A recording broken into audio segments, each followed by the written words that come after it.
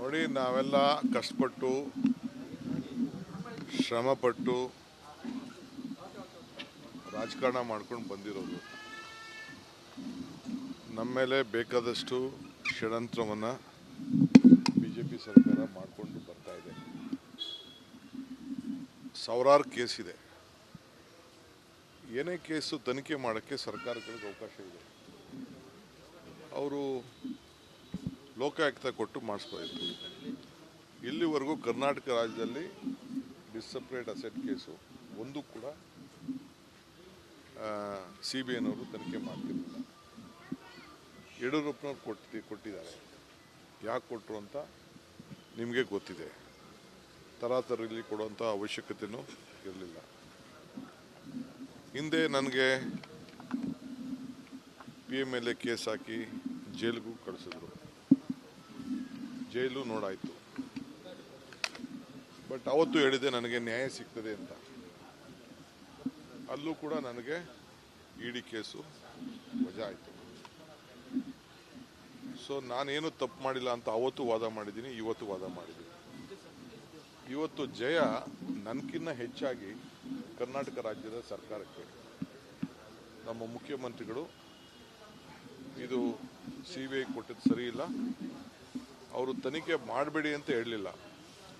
ತನಿಖೆನ ಎಲ್ಲ ಕೇಸು ಲೋಕಾಯುಕ್ತಕ್ಕೆ ತೆಗೆದುಕೊಂಡಂಗೆ ಲೋಕಾಯುಕ್ತಕ್ಕೆ ಕೊಡಿ ಅಂತೇಳಿ ಲೋಕಾಯುಕ್ತಕ್ಕೆ ಟ್ರಾನ್ಸ್ಫರ್ ಮಾಡಿದ್ದಾರೆ. ಈಗ ಅದೇ ಲೋಕಾಯುಕ್ತದವರು ಅದನ್ನು ಇನ್ವೆಸ್ಟಿಗೇಷನ್ ಮಾಡ್ತಾ ಇದ್ದಾರೆ. ನಾನು ಪೇಪರ್ಸ್ ಕೊಟ್ಟಿದ್ದೀನಿ. ಮೊನ್ನೆ ನನಗೂ ಸಮನ್ ಮಾಡಿದ್ರು. ನಾನು ಹೋಗಿ ನಾನು ಸಮನ್ ಮಾಡಿ ಅವ್ರಿಗೆ ಉತ್ತರವನ್ನು ಕೊಡ್ತಾ ಇದ್ದೀನಿ. ಈ ಮಧ್ಯದಲ್ಲಿ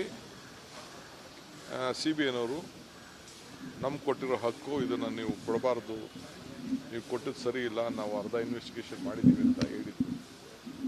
ಯಾವ ಅರ್ಧ ಇನ್ವೆಸ್ಟಿಗೇಷನು ಮಾಡಿದ್ರು, ನನ್ನೇ ಸಮನ್ ಮಾಡಿದ್ದ. ಅವರು ನೋಟಿಸ್ ಕೊಟ್ಟಿದ್ರು, ಉತ್ತರ ಕೊಟ್ಟಿದ್ದೀವಿ ಅಷ್ಟೇ, ಡಾಕ್ಯುಮೆಂಟ್ಸ್ ಕೊಟ್ಟಿದ್ವಿ. ನನಗೆ ಅವರೇನು ಸಮನ್ ಏನು ಮಾಡಿದ್ರು. ನಾನು ಯಾಕೆಂದರೆ ನನ್ನ ಅಸೆಟ್ಸು ಲಯಬಿಲಿಟೀಸ್ ಎಲ್ಲ ನನಗೇನಿದೆ ಅಂತ ನನಗೆ ಗೊತ್ತಿದೆ. ಸೊ ಅದರ ಬಗ್ಗೆ ನಾವಾಗಲೇ ಅವ್ರಿಗೆ ಪೇಪರ್ ಕೊಟ್ಟಿದ್ವಿ. ಬಟ್ ಅವ್ರು ನಾವು 90% ಮಾಡಿದ್ದೀವಿ ಅಂತ ಏನೇನೋ ಹೇಳ್ತಿದ್ರು. ಎಷ್ಟು ಪರ್ಸೆಂಟ್ ಮಾಡಿದ್ರು ಏನು ಪೇಪರ್ಸ್ನ ಏನು ಚೇಂಜ್ ಮಾಡೋಕ್ಕಾಗಲ್ಲ. ತೊಂದರೆ ಕೊಡಬೇಕಂದ್ರೆ ಯಾರಿಗೆ ಬೇಕಾದ್ರೂ ತೊಂದರೆ ಕೊಡ್ಬೋದು. ಆದರೆ ತೊಂದರೆ ಕೊಡುವಂಥ ಕೆಲಸ ನಡೀತಾ ಇದೆ. ಅವರು ನ್ಯಾಯಾಲಯಕ್ಕೆ ಹೋದರು. ಈ ಮಧ್ಯದಲ್ಲಿ ಯಾರೊಬ್ಬರು ನಾನು ಆತನ ಮೇಲೆ ಕೇಸ್ ಹಾಕಿದ್ದೀನಿ, ಸುಳ್ಳು ಹೇಳ್ದ ಅಂತ ಅಂದ್ಬಿಟ್ಟು ಡಿಫರ್ಮೇಷನ್ ಕೇಸ್ ಹಾಕಿದ್ದೀನಿ ಕನಕಪುರದಲ್ಲಿ. 100 ಕೋಟಿ ಡಿಫರ್ಮೇಷನ್ ಹಾಕಿದ್ದೀನಿ. ಆತ ಇಂಟರ್ವ್ಯೂನ್ ಆಗಿ ಹಾಕಿದ್ದೆ. ಸೊ ಇಲ್ಲಿ ಅದು ಅವ್ರ ಪಾರ್ಟಿಯವ್ರು ಹಾಕ್ಸಿದ್ರು. ದೊಡ್ಡ ದೊಡ್ಡ ಲಾಯರ್ನೆಲ್ಲ ಮಡಗಿದ್ರು. ನಾನು ಸಿಂಘ್ವಿ, ನನ್ನ ಪರವಾಗಿ ಸಿಂಘ್ವಿ ಅವರು ಬಂದು ಆರ್ಗ್ಯುಮೆಂಟ್ ನಮ್ಮ ಕೇಸನ್ನು ಮಾಡಿದರು. ಸರ್ಕಾರ ಪರವಾಗಿ ಕಪಿಲ್ ಸಿಬಲ್ ಅವರು ಬಂದು ಮಾಡಿದರು. ಮುಖ್ಯಮಂತ್ರಿಗಳು ನನ್ನ ಕೇಸನ್ನು ಅವರು ಕ್ಯಾಬಿನೆಟ್ ಎಲ್ಲ ನನ್ನ ಕ್ಯಾಬಿನೆಟ್ ಕೊಲೀಗ್ಸು ತೀರ್ಮಾನ ಮಾಡಿ ಇದು ಅನ್ಯಾಯ ಆಗಿದೆ ಶಿವಕುಮಾರ್ಗೆ ಅಂತೇಳಿ ಅವರು CBIಯಿಂದ ವಾಪಸ್ ಲೋಕಾಯುಕ್ತಕ್ಕೆ ಮಾಡಿದ್ದಾರೆ. ಲೋಕಾಯುಕ್ತವರು ಇನ್ನು ಇನ್ವೆಸ್ಟಿಗೇಷನ್ ಮಾಡ್ತಾ ಇದ್ದಾರೆ.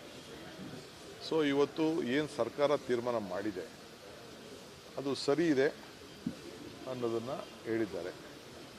ಅವರು ನನಗೆ ಅನ್ಯಾಯ ಆಗಿದ್ದರೂ ನಾನು ಸುಪ್ರೀಂ ಕೋರ್ಟ್ಗೆ ಹೋಗ್ತಿದ್ದೆ, ಖಂಡಿತ ನಾನು ಹೋಗ್ತಿದ್ದೆ. ಅವರು ಬಹುಶಃ ಇಲ್ಲಿಗೆ ಬಿಡ್ಬೋದು, ಇಲ್ಲಾಂದ್ರೆ ಅವರು ಅಪೀಲ್ ಆಗ್ಬೋದು. ನನಗದು ಅವ್ರಿಗೆ ಸಂಬಂಧಪಟ್ಟಂಥ ವಿಚಾರ. ಆದರೆ ಇದು ಕೆಲವು ಜಡ್ಜ್ಮೆಂಟ್ಸು ರೀಸೆಂಟಾಗಿ ವೆಸ್ಟ್ ಬೆಂಗಾಲಲ್ಲಿ ಒಂದು ಜಡ್ಜ್ಮೆಂಟ್ ಕೂಡ ಆಗಿದೆ. ಅದನ್ನು ಕೂಡ ಅವರು ಹೇಳಿದ್ದಾರೆ. ಸೊ ಅದರಿಂದ ನನಗೆ ನ್ಯಾಯಾಲಯದ ಬಗ್ಗೆ ನಂಬಿಕೆ ಇದೆ. ನಾವು ಯಾರಿಗೂ ಮೋಸ ಮಾಡೋಂಥ ಅವಶ್ಯಕತೆ ಇಲ್ಲ, ನಾವು ಮೋಸನೂ ಮಾಡಿಲ್ಲ. ಸೊ ಕಾನೂನು ನನಗೆ ರಕ್ಷಣೆ ಕೊಟ್ಟಿದೆ ಅನ್ನೋದು ನನಗೆ ನಂಬಿಕೆ. ಯಾರು ನನ್ನ ಪರವಾಗಿ ವಾದ ಮಾಡಿದ್ರು ಅವರೆಲ್ಲರೂ ಕೂಡ ಈ ಸಂದರ್ಭದಲ್ಲಿ ಸರ್ಕಾರ ಇದನ್ನು ವಿಡ್ರಾ ಮಾಡಿ, CBIಯಿಂದ ವಿಡ್ರಾ ಮಾಡಿ ಲೋಕಾಯುಕ್ತಕ್ಕೆ ಕಳಿಸ್ಕೊಟ್ಟಿದ್ದಾರೆ. ಅವ್ರಿಗೆಲ್ಲ ಈ ಸಂದರ್ಭದಲ್ಲಿ ನಾನು ಅಭಿನಂದಿಸ್ತೇನೆ. ಸೊ ಒಂದು ದೊಡ್ಡ ಜವಾಬ್ದಾರಿ ಇದೆ.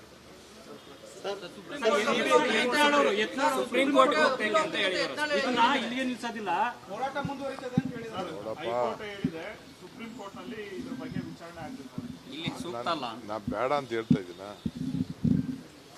ಯತ್ನಾಳ್ಗೂ ಇದಕ್ಕೂ ಏನು ಸಂಬಂಧ? ನನ್ನ ಪ್ರಕಾರ CBIಗೆ ಇಲ್ಲ, CBI ಒಂದು ಪೊಲೀಸ್ ಸ್ಟೇಷನ್ ಇದ್ದಂಗೆ.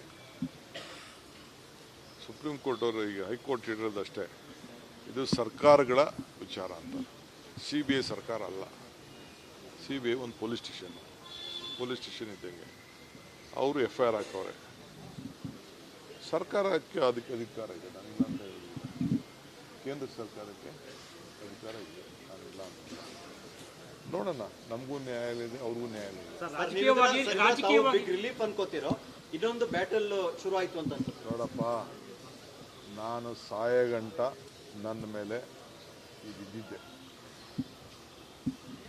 ನನ್ನ ಯಾರೂ ಡೈಜೆಸ್ಟ್ ಮಾಡ್ಕೊಳ್ಳೋದಿಲ್ಲ. ನಾನು ಸಾಯೋವರೆಗೂ ನನ್ನ ಮೇಲೆ ದಿನ ನಮ್ಮ ಸ್ನೇಹಿತರುಗಳು ಈ ರೀತಿ ನಂಗೆ ತೊಂದರೆ ಕೊಡ್ತಾನೇ ಇರ್ತಾರೆ. ಇದನ್ನು ನಾವು ಎದುರಿಸಲೇಬೇಕು, ಹೋರಾಟ ಮಾಡಲೇಬೇಕು. ಯಾರು ಇತ್ಕೊಳ್ಳಿ ಬಿಡ್ಲಿ.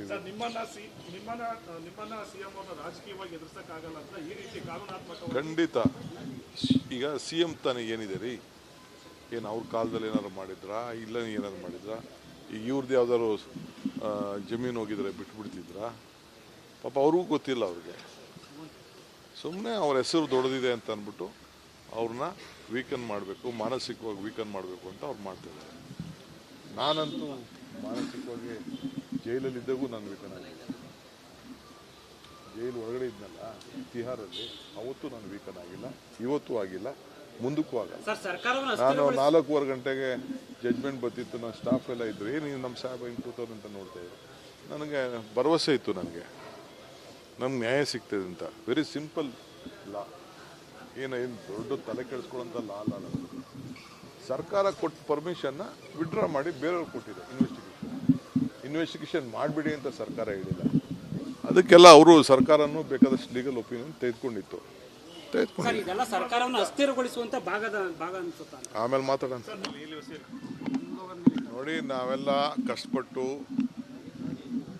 ಶ್ರಮಪಟ್ಟು ರಾಜಕಾರಣ ಮಾಡ್ಕೊಂಡು ಬಂದಿರೋದು. ನಮ್ಮ ಮೇಲೆ ಬೇಕಾದಷ್ಟು ಷಡ್ಯಂತ್ರವನ್ನು BJP ಸರ್ಕಾರ ಮಾಡಿಕೊಂಡು ಬರ್ತಾ ಇದೆ. ಸಾವಿರಾರು ಕೇಸ್ ಇದೆ.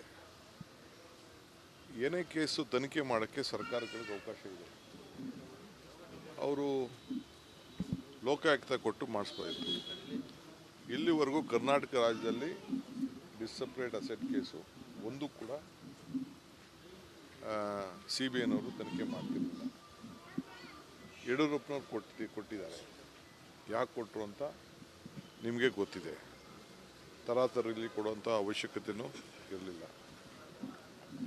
ಹಿಂದೆ ನನಗೆ PMLA ಕೇಸ್ ಹಾಕಿ ಜೈಲಿಗೂ ಕಳಿಸಿದ್ರು. ಜೈಲು ನೋಡಾಯಿತು. ಬಟ್ ಅವತ್ತು ಹೇಳಿದೆ ನನಗೆ ನ್ಯಾಯ ಸಿಗ್ತದೆ ಅಂತ. ಅಲ್ಲೂ ಕೂಡ ನನಗೆ ED ಕೇಸು ವಜಾ ಆಯಿತು. ಸೊ ನಾನೇನು ತಪ್ಪು ಮಾಡಿಲ್ಲ ಅಂತ ಅವತ್ತು ವಾದ ಮಾಡಿದ್ದೀನಿ, ಇವತ್ತು ವಾದ ಮಾಡಿದ್ದೀನಿ.